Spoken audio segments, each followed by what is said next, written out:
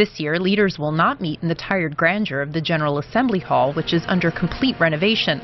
Instead, they will gather for the annual debate in a modern conference hall that has been outfitted with the familiar green marble dais. UN Secretary General Ban Ki-moon has made clear that Syria will top the international agenda, saying it is the biggest peace, security, and humanitarian challenge the world faces. Let us be clear. The use of chemical weapons in Syria is only the tip of the iceberg. The suffering in Syria must end. Key players on Syria will meet in the margins of the General Assembly. U.S. Secretary of State John Kerry and his Russian counterpart Sergei Lavrov will discuss how to implement their deal for Syria to give up and destroy its chemical arsenal. The Secretary General has planned a meeting with all 5 foreign ministers of the UN Security Council's permanent members.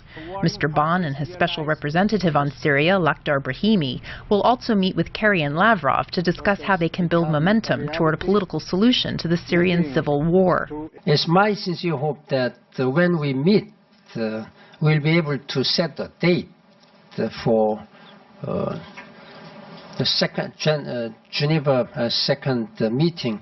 Also generating international interest is the visit of Iran's new president, Hassan Rouhani, who has so far struck a more moderate tone than his predecessor, Mahmoud Ahmadinejad.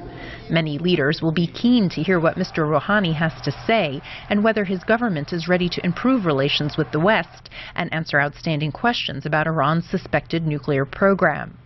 Speculation is also growing as to whether the American and Iranian presidents might have an informal encounter in New York.